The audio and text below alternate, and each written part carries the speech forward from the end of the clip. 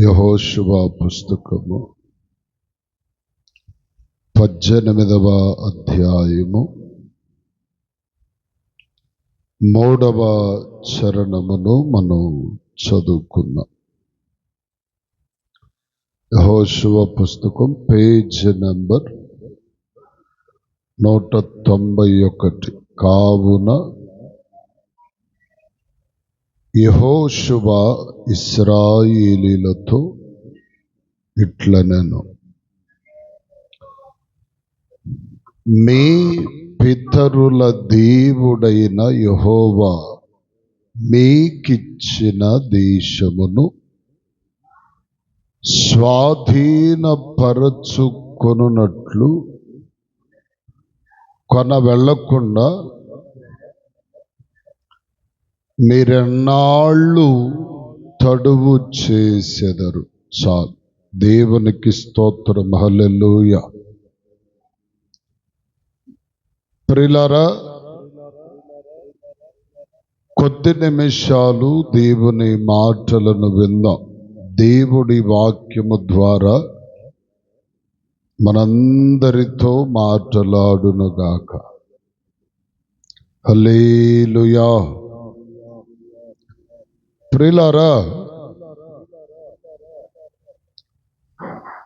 దైవవాక్యములో మనం చదువుకున్న మాట మనకు చాలా సుపరిచితమైనది. ఈ చదువుకున్నటువంటి వచన భాగంలో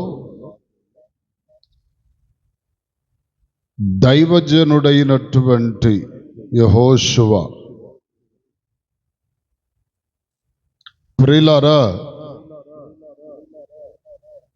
దైవ ప్రజలైనటువంటి ఇశ్రాయేలులతో ఒక మాట తెలియజేస్తున్నాడు. దైవ ప్రజలు ఒకప్పుడు ఐగుప్తి చెరలో బానిసలుగా బ్రతుకుతున్న సమయములో దేవుడు వారిని విడుదలపరచి వాగ్దాన దేశమైనటువంటి కానాను ప్రదేశానికి నడిపిస్తూ ఉన్నాడు. నడిపిస్తూ ఉన్నటువంటి సమయములంటే మోషే ద్వారా నడిపిస్తూ ఉన్నప్పుడు దరిదాపుగా 40 సంవత్సరములు పూర్తయిపోయాయి. మోషే చనిపోయాడు. మోషే చనిపోయిన తర్వాత ఆ నాయకత్వము,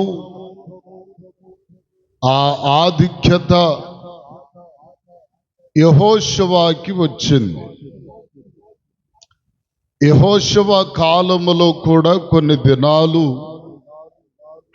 ఇశ్రాయేలీలు కానాను దిశగా నడిపించబడుతున్నటువంటి సందర్భంలో యెహోషువ మాట్లాడుతున్నాడు. ఏమనంటే, ఇశ్రాయేలీలారా, మీ దేవుడైన యెహోవా మీకిచ్చిన దేశమును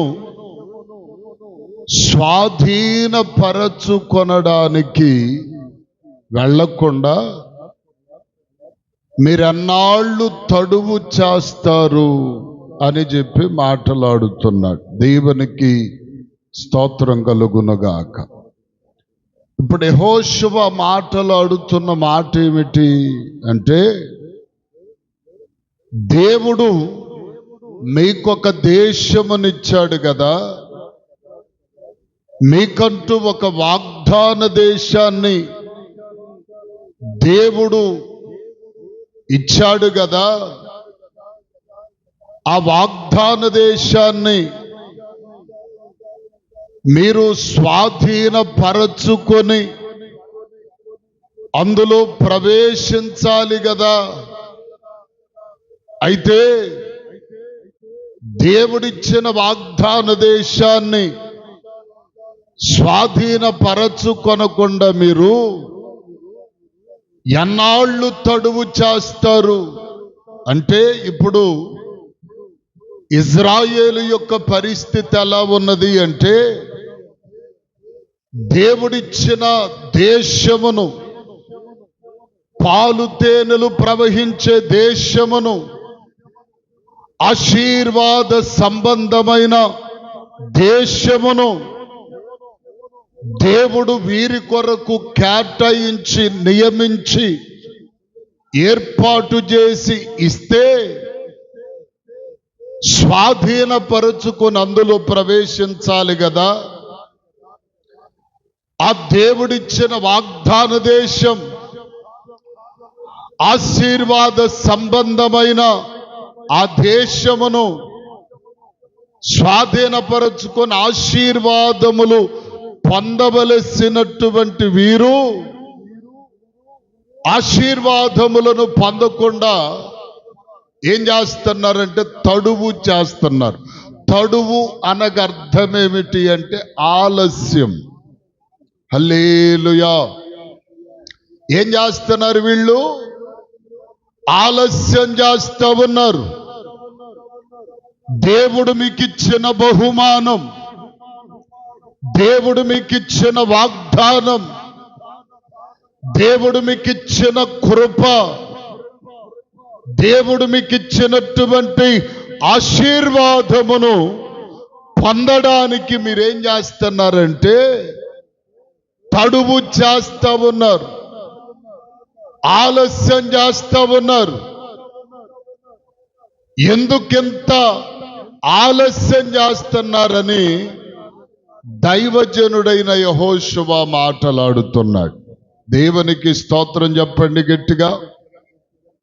ఈరోజు నిజమే ప్రియులారా, మానవ జీవితములో చాలా మంది దేవుడిచ్చిన కృపను పొందడానికి, దేవుడిచ్చిన మహిమను అనుభవించడానికి, దేవుడిచ్చిన ఆశీర్వాద సంబంధమైన ప్రతి ఈవిని అనుభవించడానికి ఆలస్యమే చేస్తా ఉన్నారు. హల్లెలూయా. అయితే కీర్తనాకారుడు అంటాడు ఒక మాట, 31వ కీర్తనలో, నేను త్వరగా ఆ మాటను చూయించి ముందుకు వెళ్తాను. చూడండి 31:19, నీయందు భయభక్తులు గలవారి నిమిత్తము, నరుల ఎదుట నిన్ను ఆశ్రయించిన వారి నిమిత్తము నీవు సిద్ధపరచిన మేలు ఎంతో గొప్పది. చూడండి ప్రియులారా, దేవుడు తన యందు భయభక్తులు గలవారి నిమిత్తము దేవుడు ఒక మేలును దాచి ఉంచాడు. ఏమండి, దాచి ఉంచటమే కాదు, వారి కొరకు ఒక మేలును సిద్ధపరచి ఉంచాడు. ఈ సిద్ధపరచిన మేలును, ఈ దాచి ఉంచిన మేలును అనుభవించడానికి మనుష్యుడేం చేస్తున్నాడు అంటే ఆలస్యము చేస్తున్నాడు. హల్లెలూయా. ఏం చేస్తున్నాడండి? ఆలస్యము చేస్తున్నాడు. మన జీవితాల్లో ఎందుకు ఆలస్యమవుతుంది? మేలును అనుభవించడానికి ఎందుకు ఆలస్యమవుతుంది అంటే, ప్రియులారా, దేవుడు నీ కొరకు అనేకమైనటువంటివన్నీ దాచే ఉంచాడు. కాని దానిని నీవు నేను అనుభవించకుండా సాతానుడు ఏం చేస్తున్నాడంటే అడ్డగిస్తా ఉన్నాడు. దేవునికి స్తోత్రం చెప్పండి గట్టిగా. బైబిల్లో నేను ఈ మాటను చెప్పి ముందుకు వెళ్తాను. అబ్రహాము ఉన్నాడు కదా, అబ్రహాం మనందరికీ తెలుసు. అబ్రహామును దేవుడు ఊరు అనేటువంటి ప్రాంతములున్నప్పుడు పిలిచాడు. అబ్రామా అంటే చిత్తము నాయన అన్నాడు. నీ దేశమును, నీ బంధువులను, నీ రక్త సంబంధికులను విడిచిపెట్టి నేను చూపించు దేశానికి బయలుదేరమని అబ్రాముతో చెప్తే అబ్రాము తడువు చేయకుండా త్వరగా ప్రయాణం అవుతున్నాడు. బయలుదేరాడు. బయలుదేరేసరికి ఒక వ్యక్తి వచ్చి అడ్డుపడ్డాడు. ఆ వ్యక్తి ఎవరు అంటే తెరాహు. తెరాహు ఎవరు? అబ్రహాము తండ్రి. తెరాహు అనేటువంటి మాటకు అర్థం ఏమిటి అంటే ఆలస్యము అని అర్థం. ఇప్పుడు అడ్డుపడిపోతున్నాడు అబ్రహాముకి.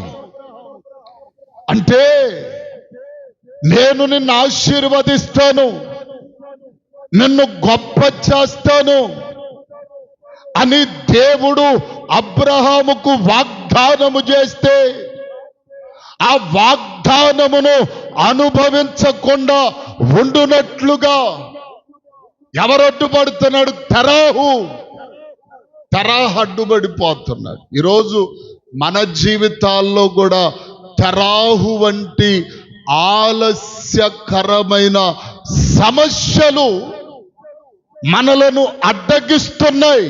దేని కొరకు అంటే దేవుడిచ్చిన మేలును, ఆశీర్వాదమును, దీవెనను అనుభవించకుండా ఉండునట్లుగా అడ్డగిస్తా ఉన్నాయి. దేవునికి స్తోత్రం కలుగునుగాక. చెప్పండి హల్లెలూయా. ఎవరు అడ్డగిస్తున్నాయి? తెరాహు వంటి సమస్యలు అబ్రహామును తెరాహు అడ్డగిస్తే అబ్రాము బిడ్డలమైనటువంటి మనలను కూడా అడ్డగిస్తా ఉన్న ఏంటంటే తెరాహు అనేటువంటి సమస్య. హల్లెలూయా. ఎప్పుడు అబ్రహాము ఆ వాగ్దాన ఫలమును అనుభవించాడంటే తెరాహు చచ్చిపోయిన తర్వాతే అనుభవించాడండి. దేవునికి స్తోత్రం కలుగునుగాక. అర్థం కాలే. ఇప్పుడు మనం కూడా ఎప్పుడు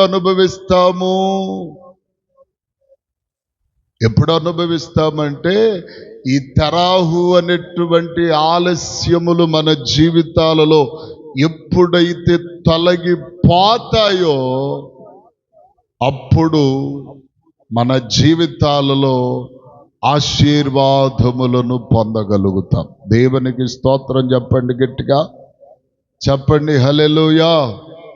ఏమండి, త్వరపడి దేవుని సన్నిధిని అనుభవించవలసిన మనము, త్వరపడి దేవుని కొరకై కార్యాలు చేయవలసిన మనము, త్వరపడి దేవుని కొరకు అహర్నిశలు పాటు పడవలసిన మనము ఆలస్యమైపోతున్నాం. ఎందుకు అంటే దేవుడిచ్చే ఆశీర్వాదాలు పొందకుండా సాతానుడు ఆలస్యము అనేటువంటి స్థితిని మన జీవితాలలో కలిగించేశాడు. కనుకనే మనం ఆలస్యం, ప్రతి విషయములో ఆలస్యం,